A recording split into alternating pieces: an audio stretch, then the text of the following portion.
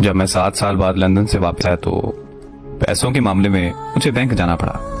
वहाँ की branch manager बहुत ही खूबसूरत लड़की थी जिसने मुझे अच्छे तरीके से डील किया।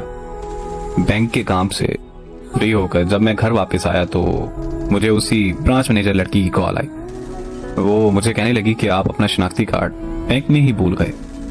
तो मैंने उसे कहा कि मैं कल आकर बैंक से ले लूंगा, लेकिन वो शाम को हमारे घर आ गई।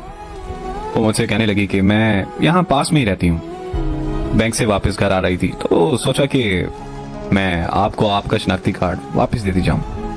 हमारे घर में मेरे अलावा मेरे माँ बाप और एक छोटा भाई था। अम्मी ने उससे चाय का पूछा तो उसने हाँ कर दी। फिर उसने बैठकर हमारे साथ चाय पी और वापस अपने घर चली गई। वो मेरी अम्मी की काफी अच्छी सहेली बन गई थी, इसीलिए वो रोज बैंक से वापसी पर हमारे घर से होकर अपने घर जाने लगी। मैं और वो रोज शाम को चाय पीते और खूब बातें करते थे। हम ना सिर्फ अच्छे दोस्त बन गए बल्कि वो हमारे घर का एक फर्द बन चुकी थी। फिर एक दिन उसे पता चला कि मैं लंदन वापस जा रहा हूँ तो वो मेरे कमरे में आकर रोने लगी और ये कहने लगी कि मैं आपसे बहुत ज्यादा प्यार करती हूँ, मैं आपको देखे बगैर नहीं रह सकती, इसीलिए रोज आपके घर आती हूँ, आप प्लीज मुझसे इतनी दूर मत जाएं। तो उसका इजहार मोहब्बत सुनकर मुझे बहुत खुशी हुई क्योंकि मैं भी उससे बहुत ज्यादा प्यार करता था, मगर इजहार करने से डरता था कि कहीं हमारी दोस्ती भी खत्म ना हो जाए। फिर मैंने उससे अपने गले लगाकर अपनी मोहब्बत का इजहार किया और ये वादा किया कि मैं उसे छोड़कर कहीं नहीं जाऊंगा। इस तरह मैं वापस लंदन नहीं गया। फिर हमारे घर वालों की मुलाकात के बाद हमारा रिश्ता पक्का हो गया। 15 दिन बाद हमारी शादी रख दी गई। हम दोनों ने अपनी शादी की सारी शॉपिंग एक साथ की।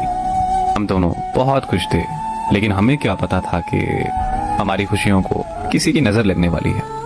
हमारी शादी के एक हफ्ता पहले उसकी बड़ी बहन की मौत हो गई। उनके घर में मातम सा छा गया। ऐसे हालात में हमारी शादी मुमकिन नहीं थी, इसीलिए हमारी शादी कुछ महीनों के लिए रोक दी गई। वो बहुत चुप रहने लगी थी, मुझसे बात तक नहीं करती थी। फिर एक दिन मुझे उसकी कॉल आई और वो रोते हुए मुझे कहने लगी कि मुझे माफ कर देना, मैं अपने बहनोई से शादी करने जा रही हूँ। अगर तुम ऐसा नहीं करोगी तो मेरी बहन के बच्चे रुल जाएंगे। और फिर रोते हुए उसने कॉल बंद कर दी। उसकी शादी वाले दिन मैं लंदन वापस चला गया और अब 3 साल बाद वापस आया हूँ। मैं वापस पाकिस्तान आना नहीं चाहता था, लेकिन अम्मी की जिद की वजह से मैं वापस आया। सुना है कि वो अपनी जिंदगी में बहुत खुश है।